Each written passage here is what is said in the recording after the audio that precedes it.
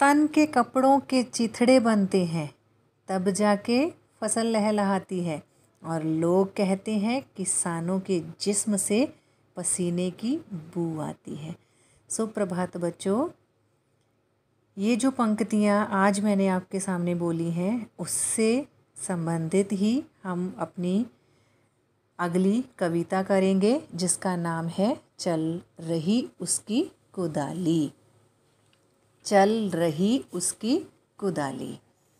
यह कविता शिव मंगल सिंह सुमन जी की लिखी हुई है। इस कविता में कवि कृषक व मजदूर वर्ग के बारे में बता रहे हैं कि किस तरह से किसान या मजदूर दिन रात सर्दी गर्मी की परवाह किए बिना लगातार खेतों में काम कर रहे हैं। किसान ही हमारे पालन करता है, उनके द्वारा उगाए गए अन्न से ही हम अपना पेट भरते हैं। वह धरती का सबसे बड़ा परोपकारी व पालन करता है। कृषक या किसान का जीवन सदैव संघर्ष से भरा होता है।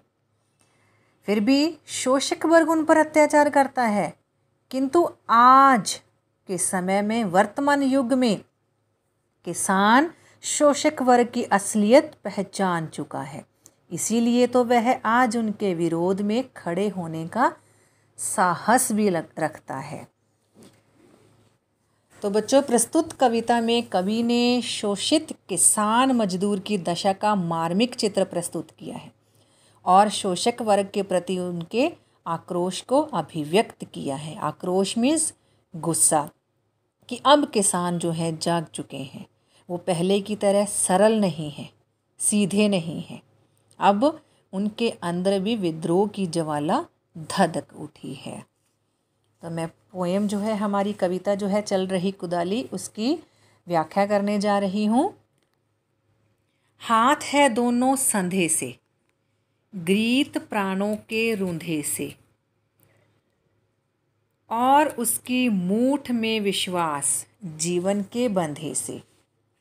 हाँ जी, तो हाथ है दोनों संधे से। संधे का मीनिंग है अभ्यस्त, कि किसान जो है खेतों में काम करता है, उसके हाथों में हमेशा कुदाली या कस्सी रहती है, तो उसके हाथों को उसका अभ्यास हो चुका है, वो अभ्यस्त हो चुका है।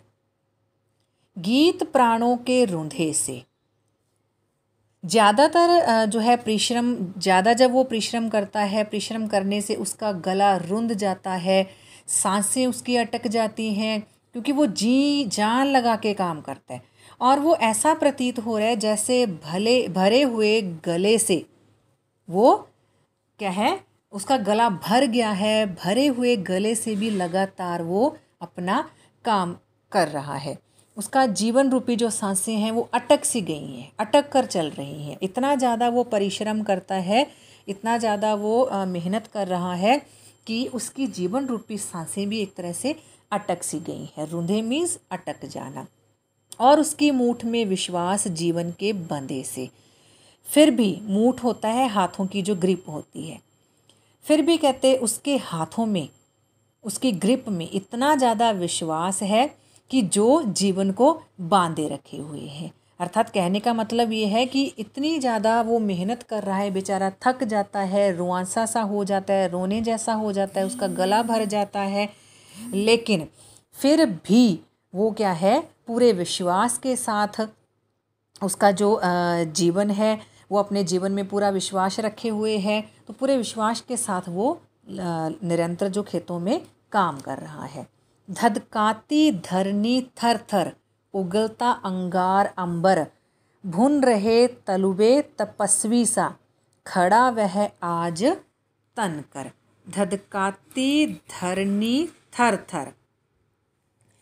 अब यहाँ पे राइटर जो कह रहे हैं कि देखो बहुत ज़्यादा गर्मी पड़ रही है, आकाश में सूरज चमक रहा है, सूरज की तेज किरणें जो है धरती पर पड़ रही है, गरम लू जो चल रही है। गरम लू के साथ जब धरती की धड़कन बढ़ जाती है, धरती भी धड़कने लग जाती है, ठीक है।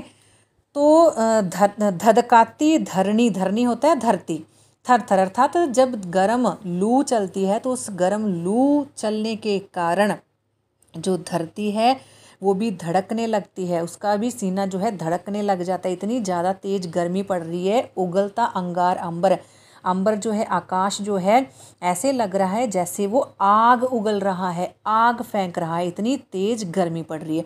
और ऐसी तेज़ गर्मी में धधकाती अर्थात उस किसान की धड़कनें भी तेज तेज चलने लग जाती, उसकी दिल की धड़कन भी तेज हो जाती है। भुन रहे तलवे तपस्वी सा खड़ा वह आज तनकर, इतनी ज़्यादा गर्मी पड़ रही है, बहुत तेज़ गर्मी है जिसके कारण उसके पैरों के तलवे भी जल रहे हैं, भुन रहे हैं। लेकिन फिर भी वह एक तपस्वी की भांति, जिस प्रकार एक तपस्वी तपस्या कर रहा होता है, कई बार वो एक टांग पर खड़ा होकर तपस्या करता है, बिना सर्दी गर्मी धूप बारिश किसी की परवाह नहीं करता, तो लगातार खड़ा अपनी तपस्या कर रहा है। इसी प्रकार ही एक किसान भी तनकर खड़ा है, सट कर खड़ा है और खेतों में अपनी मेहनत किए जा रहा है। शून्य सा मन चूर है तन, परने जाता बार खाली, चल रही उसकी खुदाली। शून्य सा मन, शून्य सा का मतलब है खाली मन, कोई उसे खुशी नहीं है, कोई उम्मीद नहीं, उसका मन बिल्कुल खाली है, किसी तरह की कोई भी खुशी उसे महसूस नहीं हो रही। चूर है तन, उसका जो तन है, शरीर है, वो थका हुआ है, उसे किसी तरह की कोई आस नहीं है, कोई उम्मीद नहीं है, इच्छा नहीं है, ठीक है। बस वो लगातार काम करते जा रहा है और उसका शरीर जो है वो थकान से टूट चुका है।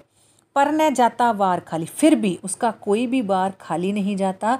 चल रही उसकी कुदाली, जब वो बार कुदाली अर्थात कस्सी को ज़मीन पर चलाता है, धरती खोदता है, बंजर भूमि को भी उपजाऊ उर्वरा कर देता है, तो इस तरह से उसका कोई भी वार खाली नहीं जाता। वह सुखाता खून पर हित, वारे साहस अपरिमित। वह सुखाता खून, वह अपना खून सुखा रहा है। कहने का मतलब ये कि इतनी ज़्यादा मेहनत कर रहा है, ठीक है, तो वो किस लिए कर रहा है? परहित, दूसरों के हित के लिए, ठीक है।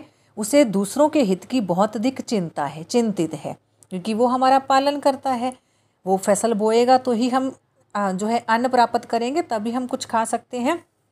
तो वो लगातार इतनी मेहनत कर रहा है कि उसका अपना भी खून जल रहा है, खून सूख रहा है, और वो दूसरों के हित के लिए बहुत अधिक चिंतित है। वारे साहस अपरिमित, फिर भी देखो इतनी कड़ी मेहनत करने के बाद वो थका हारा नहीं है, टूटा नहीं है, बिल्कुल भी थकावट के कारण टूट नहीं गया। फिर भी राइटर यहाँ कह रहे हैं कि वारे, कि वाह हे किसान, फिर भी तेरे अंदर जो साहस है वो अपरिमित, अपरिमित मीन्स सीमा से परे, फिर भी तेरा जो साहस है वो सीमा से परे है। युगों युगों से वह खड़ा है, विषय वैभव से अपरिचित। युगों युगों से अर्थात राइटर यहाँ कह रहे हैं कि देखो युगों के युग बदलते जा रहे हैं, कभी कोई युग था, कभी कोई युग है, लेकिन जो किसान है वो उसी तरह ही सदियों से ही खेतों में काम करता आ रहा है। वो लगातार खेतों में काम कर रहा है, वो काम करता हुआ ही हमें दिखाई देता है। विषय वैभव से अपरिचित, उसे किसी प्रकार की कोई सुख सुविधा के साधनों की कोई चिंता नहीं है, उसे कोई सुख सुविधा नहीं चाहिए। वो तो बस इन चीज़ों से क्या है, अपरिचित है, उन्हें कोई भी इनका परिचय पता नहीं है। वो तो लगातार बिना सुख सुविधा की परवाह किए लगातार खेतों में काम कर रहा है। युग बदल गए हैं, युग बदलते आ रहे हैं, किसान वही है, किसान खेतों में लगातार काम करते आ रहे हैं और उन्हें किसी तरह की कोई भी सुख सुविधा की चिंता नहीं है। जल रहा संसार धूं धूं कर रहा वह बार कह हूँ, साथ में संवेदना के श्वेत कण पड़ते कभी चूं।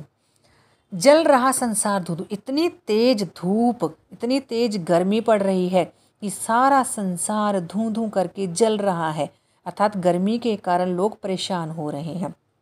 कर रहा वह वार कह हूँ, लेकिन किसान जो है पूरा जोर लगाकर, पूरे जोर के साथ क्या है, वार कर रहा है, कहने का मतलब जमीन को खोद रहा है। जोर लगाने के साथ उसकी सांस में से हूँ की आवाज़ आ रही है, ठीक है, और वह अपनी पूरी शक्ति के साथ काम कर रहा है। जैसे कुछ भी अपन काम करते हैं, जोर लगा के काम करते हैं, पूरा हमारा जोर लगता है तो हूँ की आवाज़ आती है, इसी तरह से उसे गर्मी की कोई परवाह नहीं है। वो अपनी मेहनत कर रहा है, पूरे जोर के साथ वो ज़मीन को खोद रहा है, और जब वो पूरा जोर लगाता है, अपनी पूरी शक्ति लगाता है, तो उसमें उसकी सांसों में से हूँ की आवाज़ आ रही है। साथ में संवेदना की श्वेत कण पढ़ते कभी चूं, और संवेदना मीन्स पीड़ा और दर्द, और साथ में ही उसकी जो है उसे किसी प्रकार की कोई पीड़ा कोई दर्द महसूस नहीं होता। लेकिन राइटर कह रहा है कि जब वो खेतों में काम कर रहा है, परिश्रम कर रहा है, उसकी जो पसीने की श्वेत कण होते हैं, पसीने की बूंदें, जब उसकी पसीने की बूंदें चूं चूं करके ज़मीन पर गिरती हैं, तो राइटर क्या है, पीड़ा से दर्द से भर जाते हैं कि देखो कितनी ज़्यादा मेहनत कर रहा है, किसी प्रकार के सुख सुविधा इसे नहीं मिल रहे, किसी विषय वैभव की इसे चिंता नहीं है, ये लगातार दूसरों के हितों के लिए काम करता जा रहा है। हाँ जी, नेक्स्ट है, कौन सा लालच धरा की शुष्क छाती फाड़ डाली, चल रही उसकी कुदाली। अर्थात राइटर यहाँ देखो प्रश्नात्मक शैली में जो बात कर रहा है, पूछ रहा है कि ऐसा कौन सा लालच है उसे, उसने तो धरा मीज धरती की शुष्क अर्थात वीरान बंजर जो छाती है उसको भी फाड़ डाला। कहने का मतलब अपनी कुदाली, चल रही उसकी कुदाली, अपनी कुदाली से, अपनी कस्सी से उसने बंजर जमीन को भी उर्वरा कर डाला, बंजर जमीन को भी उसने फाड़ डाला। लहलहाते दूर तरुगण ले रहे आश्रय पथिक जन, उसके जो उसके द्वारा लगाए गए जो पेड़ थे वो कहते देखो लहलहा रहे हैं। तरुगण, तरुगण मीन्स वृक्ष जो है, दूर वृक्ष दिखाई दे रहे हैं, जो किसान की मेहनत का नतीजा है वह लहलहाते हुए दिखाई दे रहे हैं। और उन वृक्षों के नीचे ले रहे आश्रय पथिक जन, पथिक जन जो राहगीर होते हैं, रास्ते में जाने वाले, वो देखो उसके लगाए हुए वृक्षों के नीचे आराम कर रहे हैं। जब रास्ते में जाते जाते वो थक जाते हैं तो वो उन वृक्षों के नीचे आकर आराम करते हैं। सभ्य शिष्ट समाज खसकी मधुरिमा में है मगन मन, सभ्य शिष्ट होता है पढ़ा लिखा समाज, कहते जो समाज अपने आप को पढ़ा लिखा कहलाता है, ठीक है, अपने आप को जो पढ़ा लिखा कह रहा है, और मधुरिमा होती है एक तरह की लालिमा, ठीक है, और मधुरिमा में है मगन मन अर्थात खुशबूदार जीवन जी रहा है।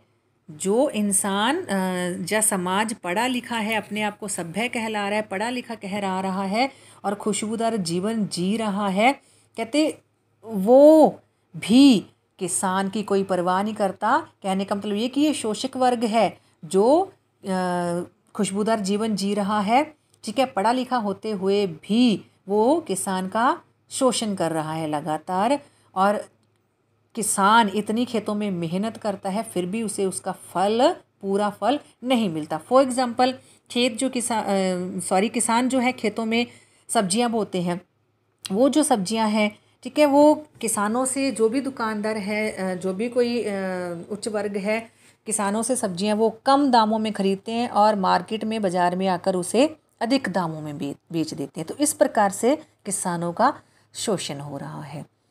सब सरसता रख किनारे भीम श्याम शरीर धारे, खोदता तिल तिल धरा वह किस सुभाषा के सहारे।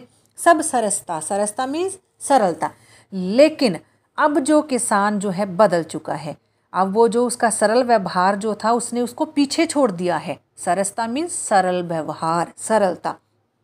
अब उसने अपना जो है सरलता वाला व्यवहार है, सरल व्यवहार है, वो पीछे छोड़ दिया है और अपना अधिकार पाने के लिए वो अब आगे आया है। इसीलिए भीम श्याम शरीर, भीम मीन्स विशाल काय शरीर, धारे धारण किए हुए, खोदता तिल तिल धरा वह है, और वो धरती का तिनका खोद रहा है। किस सुभाषा के सहारे, यहाँ भी देखो राइटर ने प्रश्नात्मक शैली का प्रयोग किया है कि ऐसी कौन सी अच्छी आशा के सहारे। उसे तो कोई उम्मीद ही नहीं है कि कुछ अच्छा होगा, उसे कुछ अच्छा मिलेगा, लेकिन फिर भी वो अब कहते थोड़ा सा वो बदल चुका है, अपना सरल व्यवहार उसने छोड़ दिया है। अब उसने अपना दूसरा रूप, क्रोध वाला रूप जो धारण कर लिया है, क्योंकि जो उच्च वर्ग था वो उनका लगातार, शोषक वर्ग जो था उनका शोषण कर रहा है। इसीलिए कहते वो खोता तिल तिल धरा वह किस सुभाषा के सहारे। फिर भी कहते कौन सी ऐसी अच्छी आस है जिसके सहारे वो उस धरती का तिल तिल, तिनका तिनका जो है खोद रहा है।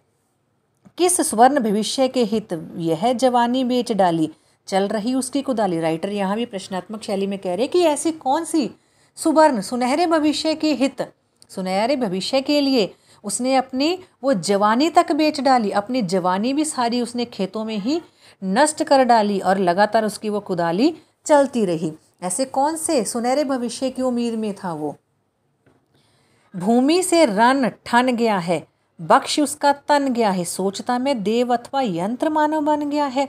अब राइटर यहाँ कह रहे हैं कि देखो भूमि से रन ठन गया है, रन होता है युद्ध, कि अब इस भूमि पर एक तरह का कहते युद्ध ठन गया है, छिड़ गया है। वक्ष उसका तन गया है, वक्ष होता है चौड़ी छाती, कि चौड़ी छाती अब उसकी, उसने अपनी छाती चौड़ी कर ली, चौड़ी छाती करके उसने जीना है। अब उसने अपना सरल व्यवहार नहीं रखना, पीछे नहीं हटना उसने, इसलिए एक तरह का युद्ध अब क्या है, छिड़ चुका है, वो युद्ध के लिए तैयार है, उसने अपनी छाती चौड़ी कर ली है। सोचता में देव अथवा यंत्र मानव बन गया है। अब राइटर कह रहे कि मैं सोच रहा हूँ कि यह तो एक देवता कहलाता था, किसान जो था एक देवता की तरह था, पर आज उसको देखो वह देव रूप जो है तनिक भी दिखाई नहीं दे रहा, बल्कि समाज के लिए अब यह किसान जो है यंत्र मानव मीन्स लो पुरुष, कि आज तो ये किसान लो पुरुष बन गया है।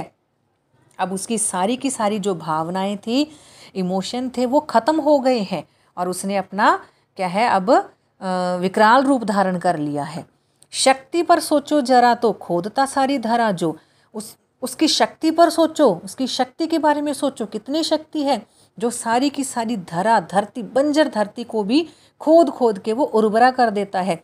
बाहुबल से कर रहा इस धरनी को उर्वरा जो, बाहुबल अपनी भुजाओं के बल से वो इस उर्वरा इस धरती को उर्वरा जो, इस बंजर धरनी मीन्स धरती, इस बंजर धरती को भी वो उर्वरा उपजाऊ कर रहा है, अर्थात उसकी बाहों में भुजाओं में इतना बल है जो बंजर धरती को भी उपजाऊ कर देता है। लाल आंखें खून पानी यह प्रलय की है निशानी। अब उसकी आंखें लाल हो चुकी हैं, उसकी लाल आंखों में खून पानी की तरह तैरता हुआ नजर आ रहा है और ये सारी निशानियां प्रलय की निशानी है। किस तरह, जिस तरह से शिव शंकर जो है हमारे भोलेनाथ हैं, अगर कुछ भी संसार में बुरा घटित होता है, ठीक है, तो शिव जी का तीसरा नेत्र खुल जाता है। इसी तरह ही आज किसान ने नेत्र अपना तीसरा क्या खोलने की आज ठानी, अर्थात उसकी किसान की जो आंखें हैं क्रोध के कारण, गुस्से के कारण लाल हो गई हैं, उनकी आंखों में वो खून पानी की तरह तैरने लगा है और उसने अपना तीसरा नेत्र, राइटर करे कि क्या आज किसान अपना तीसरा नेत्र खोलेगा।